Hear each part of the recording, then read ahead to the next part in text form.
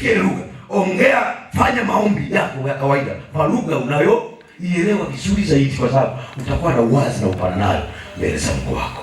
Jina la Bwana libarikiwe. Usilazimishe lugha ambayo sio ya na hauielewi vizuri. Kitakachofanyika pale, utakuwa una kazi mbili za kufanya: kuomba na kutafuta misamiati na maneno ya kuongea na Mungu. Wakati kwa lugha yako unayoielewa utakuwa unatiririka tu, maana si iko ndani, unatiririka tu, si iko ndani, yani hauhangaiki kuisema. Jina la Bwana libarikiwe. Tumeelewana mpaka hapo, si ndio jamani? Wapendwa, Bwana asifiwe. Lakini jambo la tatu, faida ya tatu ya kunena kwa lugha ni kujijenga mwenyewe. Anenaye kwa lugha anajijenga mwenyewe, kwa sababu ananena mambo ya siri na Mungu wake, hivyo anajijenga mwenyewe. Jina la Bwana libarikiwe. Tukimbie kidogo. Jambo la nne, kwa hiyo kumbe unaponena kwa lugha unaimarishwa, unajijenga ndani, unakuwa imara. Hakuna vitu vitakutikisa na ukatikisika. Kutikiswa utatikiswa, lakini hautatikisika. Kwa nini? Kwa sababu nafsi yako imejengwa vizuri, ina misuli ya kimungu, ina misuli ya kiroho. Unaipata wapi? Unaponena kwa lugha. Sijui nini, mimi nikiwa nanena kwa lugha huwa naanza kuona, yani kumbe duniani hapa hakuna jaribu gumu. Yaani kabisa, ukiwa uko mwilini hivi, vitu vikitokea hivi, unasema hivi sasa navukaje? Hivi nawezaje? Huu mlima na upandaje? Hili pambano hili nafanyaje? Hili pito hili nafanyaje? Lakini ukishaingia kwenye maombi, alafu ukajazwa Roho Mtakatifu, ukawa unaomba kwa Roho, unanena kwa lugha, unaanza kuona hivi nini? Nilikuwa naonaje kitu kigumu? Yaani tayari ule ugumu wote ni kama unakuwa umepotea. Kwa ukiona unakatakata tamaa, mwambie mwenzako, ukiona unakatakata tamaa. Mwambie tena mwenzako, ukiona unakatakata tamaa, nafsi yako haijajengwa, ni dhaifu, ni legelege, ni mayai, ni viazi vilivyokatwa. Si mnavikumbuka vile kwamba ni chips, si ndio? Ni viazi vilivyokatwa, yani si hawezi kula kupasua mbao. Yaani unakwenda kupasua mbao, zamani mbao zilikuwa hakuna hizi ni chenso au kiso. Zinaza kuchania mbao. Chenso. Hizi zilikuwa hazipo. Mbao ilikuwa watu wanachimba kaburi kwanza. Wanachimba shimo kubwa kama kaburi hivi. Alafu wanaweka mti katikati hapo. Wanalaza gogo lao. Moja anakuwa ndani, moja juu. Kwa hiyo walikuwa ni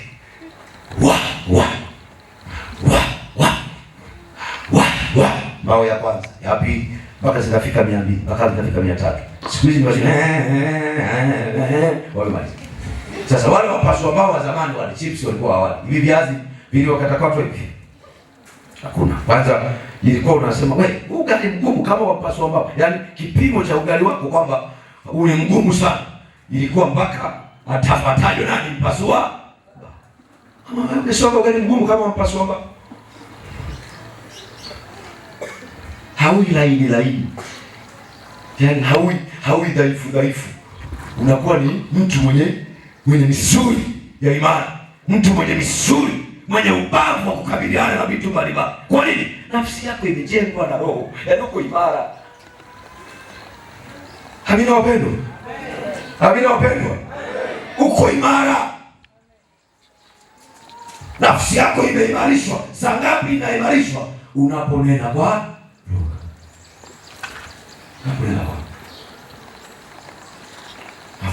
Kwa hiyo naomba kama kuna kitu unakuwa unakifanya sana, ni kuhakikisha kila unapoingia kwenye maombi hauombi kwa Kiswahili mpaka mwisho wa maombi yako.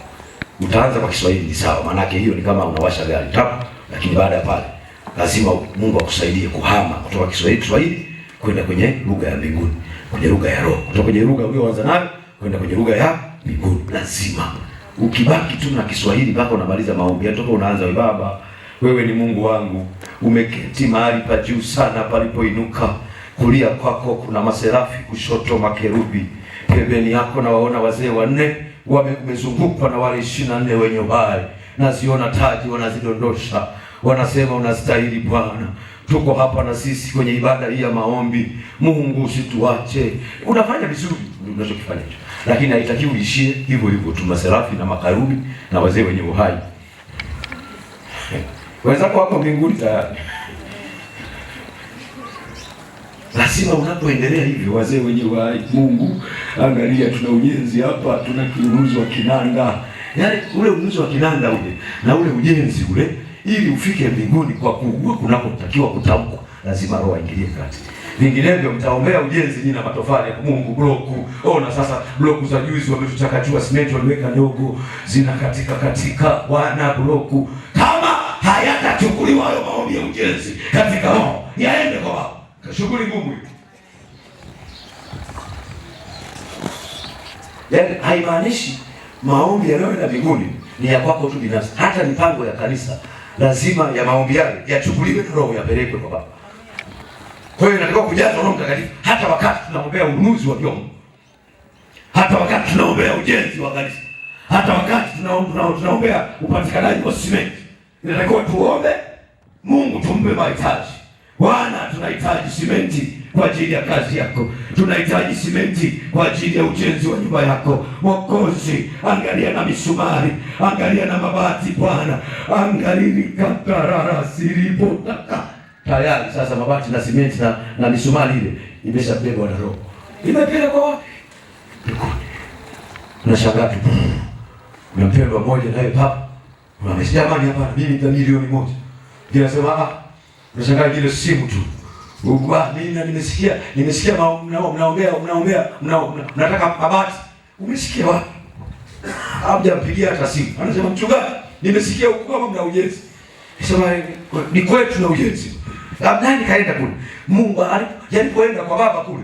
Kuna watu wanaguswa, yani wengine atakuja mlisahau yana hata kumbukumbu kichwani mpaka anajitambulisha. Bwana asifiwe. Amina.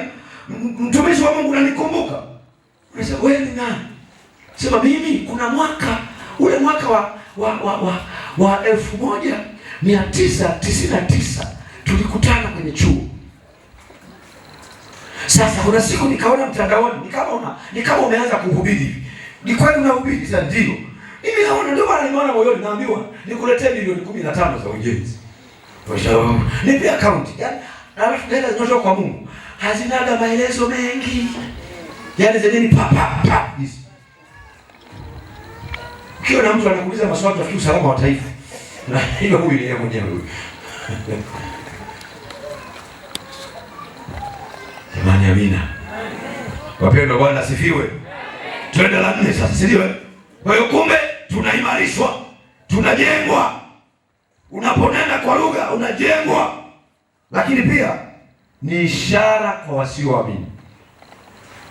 Ni ishara kwa wasioamini. Sura ya 14 mstari wa 22 wa Korinto wa kwanza.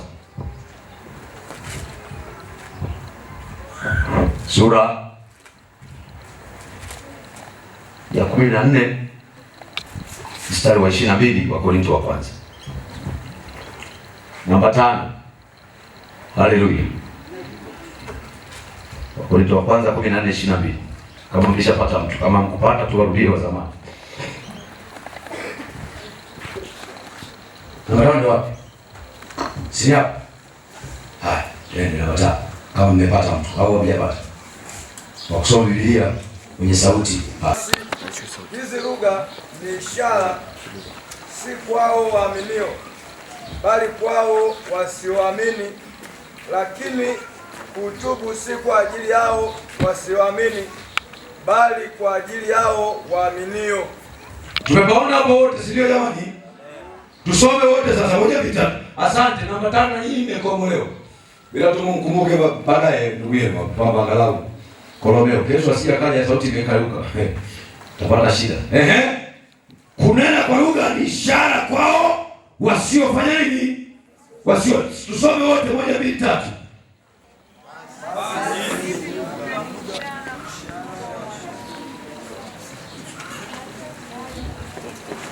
Kwani nyie Biblia zao ni Makabayo au?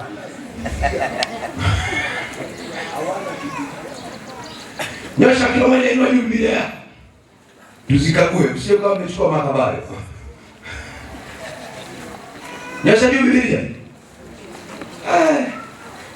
Kuna kizazi kiko hapa kimependeza, lakini Biblia za tabu. Nyosha Biblia juu.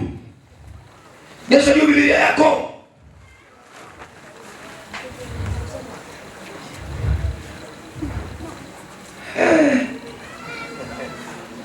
Aise.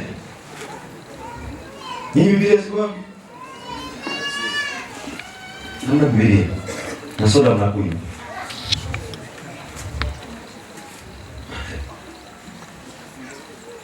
Kizazi hiki. Nyosha Biblia. Na wewe una. Unajua kuna wengine wakisema hatuna Biblia. Yuko la 7 form 1 ndio wanasema labda angalau. Na Biblia. Muulize mimi kama ana.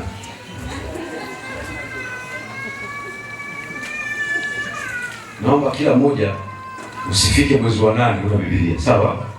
Weka hata 1000 ukipewa ya maandazi na mama shuleni, weka. Ukifanya ile ya matumizi ile, weka. Kama kweli unampenda Mungu, utaacha maandazi kwa ajili ya nani? Kwa ajili ya Mungu. Kisha pata shilingi 20,000, sasa Biblia umeshapata. Biblia ziko za 20,000, za 25, napata Biblia. Usizingizie mimi mwanafunzi.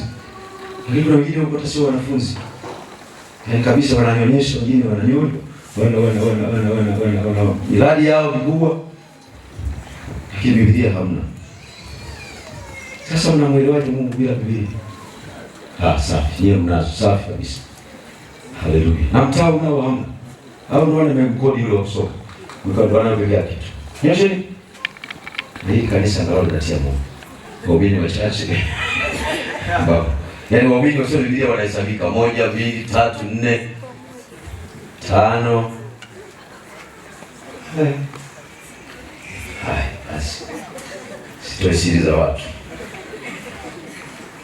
Haya, tusome 1, 2, 3.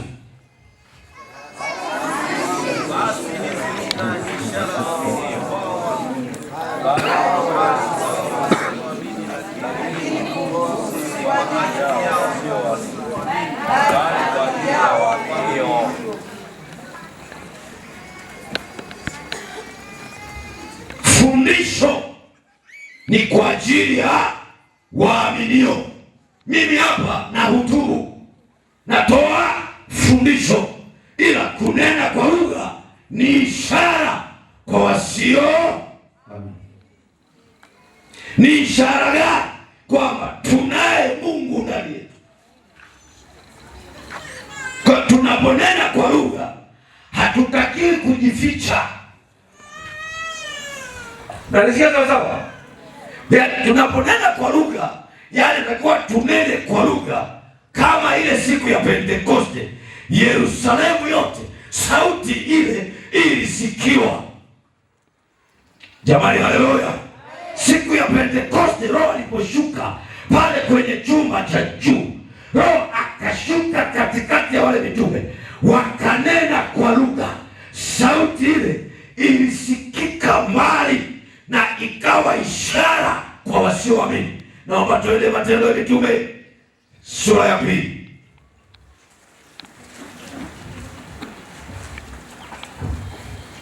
Wengine ananena huko anajificha ficha.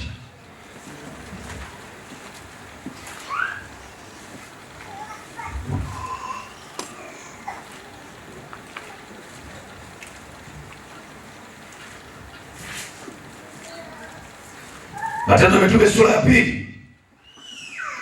Soma mstari wa 5 na wa 6. Kundi namba 6. Twende. Namba 6 ubavuni kabisa huko. Haleluya.